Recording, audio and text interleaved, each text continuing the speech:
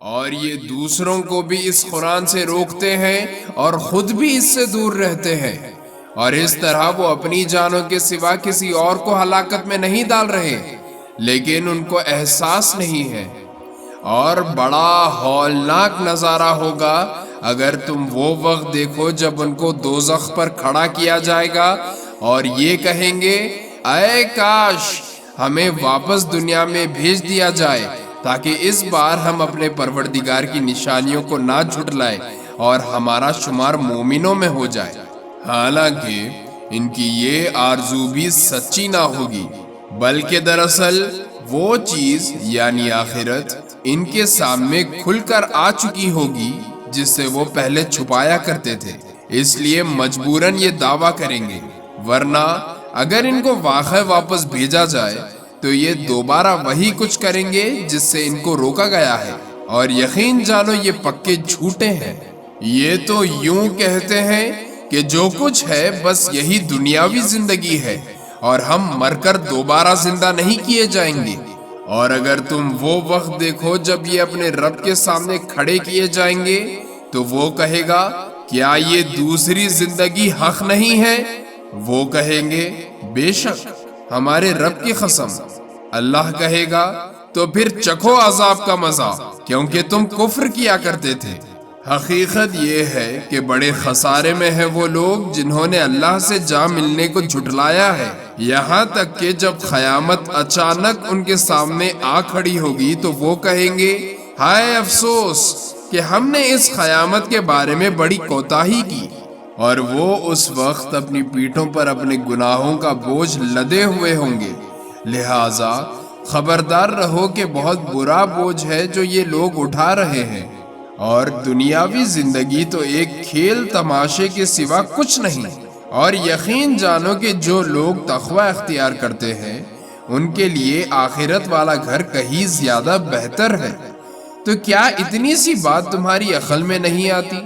اے رسول، ہمیں خوب معلوم ہے کہ یہ لوگ جو باتیں کرتے ہیں ان سے تمہیں رنج ہوتا ہے، کیونکہ دراصل یہ تمہیں نہیں جھٹلاتے بلکہ یہ ظالم اللہ کی آیتوں کا انکار کرتے ہیں۔ اور حقیقت یہ ہے کہ تم سے پہلے بہت سے رسولوں کو جھٹلایا گیا ہے، پھر جس طرح انہیں جھٹلایا گیا اور تکلیفیں دی گئی ان سب پر انہوں نے صبر کیا، یہاں تک کہ ہماری مدد ان کو پہنچ گئی، اور کوئی نہیں ہے جو اللہ کی باتوں کو بدل سکے۔ اور پچھلے رسولوں کے کچھ واقعات آپ تک پہنچ ہی چکے ہیں، اور اگر ان لوگوں کا منہ موڑے رکھنا تمہیں بہت بھاری معلوم ہو رہا ہے تو اگر تم زمین کے اندر جانے کے لیے کوئی سرنگ یا آسمان میں چڑھنے کے لیے کوئی سیڑھی ڈھونڈ سکتے ہو تو ان کے پاس ان کا منہ مانگا معجزہ لے آؤ، اور اگر اللہ چاہتا تو ان سب کو ہدایت پر جمع کر دیتا، لہٰذا تم نادانوں میں ہرگز شامل نہ ہونا۔ بات تو وہی لوگ مان سکتے ہیں جو حق کے طالب بن کر سنے۔ جہاں تک ان مردوں کا تعلق ہے، ان کو تو اللہ ہی خبروں سے اٹھائے گا، پھر یہ اسی کی طرف لوٹائے جائیں گے۔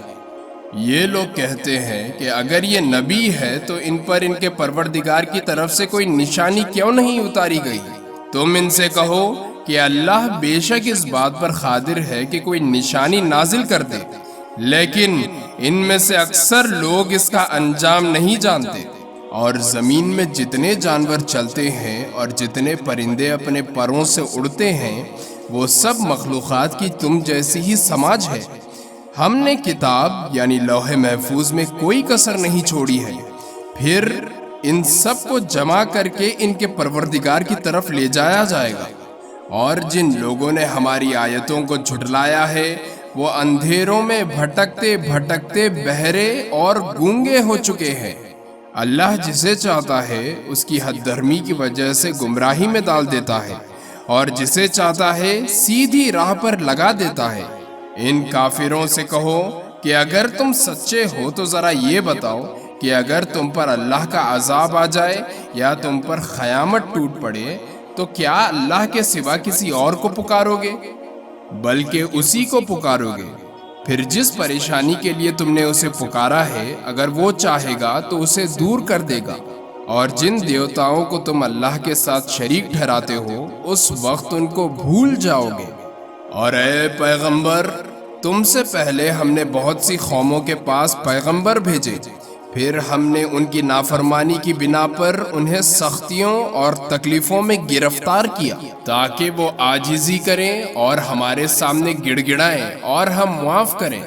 پھر ایسا کیوں نہ ہوا کہ جب ان کے پاس ہماری طرف سے سختی آئی تھی اس وقت وہ عاجزی کا رویہ اختیار کرتے، بلکہ ان کے دل تو اور سخت ہو گئے، اور جو کچھ وہ کر رہے تھے شیطان نے انہیں یہ سجھایا کہ وہ بڑے شاندار کام ہیں۔ پھر انہیں جو نصیحت کی گئی تھی جب وہ اسے بھلا بیٹھے تو ہم نے ان پر ہر نعمت کے دروازے کھول دیے، یہاں تک کہ جو نعمتیں انہیں دی گئی تھی جب وہ ان پر اترانے لگے تو ہم نے اچانک ان کو آ پکڑا، جس کا نتیجہ یہ ہوا کہ وہ بالکل مایوس ہو کر رہ گئے۔ اس طرح جن لوگوں نے ظلم کیا تھا ان کی جڑ کاٹ کر رکھ دی گئی، اور تمام تعریفیں اللہ ہی کی ہیں جو تمام جہانوں کا پروردگار ہے۔ اے پیغمبر، ان سے کہو ذرا مجھے بتاؤ کہ اگر اللہ تمہاری سننے کی طاقت اور تمہاری آنکھیں تم سے چھین لے اور تمہارے دلوں پر مہر لگا دے تو اللہ کے سوا کون سا معبود ہے جو یہ چیزیں تمہیں لا کر دے دے؟ دیکھو ہم کیسے کیسے مختلف طریقوں سے دلیل بیان کرتے ہیں، پھر بھی یہ لوگ منہ پھیر لیتے ہیں۔ کہو ذرا یہ بتاؤ کہ اگر اللہ کا عذاب تمہارے پاس اچانک آئے یا اعلان کر کے، دونوں صورتوں میں کیا ظالموں کے سوا کسی اور کو ہلاک کیا جائے گا؟ ہم پیغمبروں کو اسی لیے بھیجتے ہیں کہ وہ نیکیوں پر خوشخبری سنائیں اور نافرمانی پر اللہ کے عذاب سے ڈرائیں۔ چنانچہ جو لوگ ایمان لے آئے اور اپنی اصلاح کر لی ان کو نہ کوئی خوف ہوگا اور نہ وہ غمگین ہوں گے، اور جن لوگوں نے ہماری آیتوں کو جھٹلایا ان کو عذاب پہنچ کر رہے گا کیونکہ وہ نافرمانی کے عادی تھے۔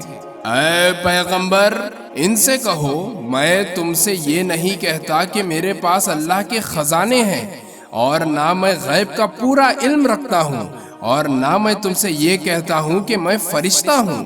میں تو صرف اس وحی کی اتباع کرتا ہوں جو مجھ پر نازل کی جاتی ہے۔ کہو کہ کیا ایک اندھا اور دوسرا بینائی رکھنے والا دونوں برابر ہو سکتے ہیں؟ پھر کیا تم غور نہیں کرتے؟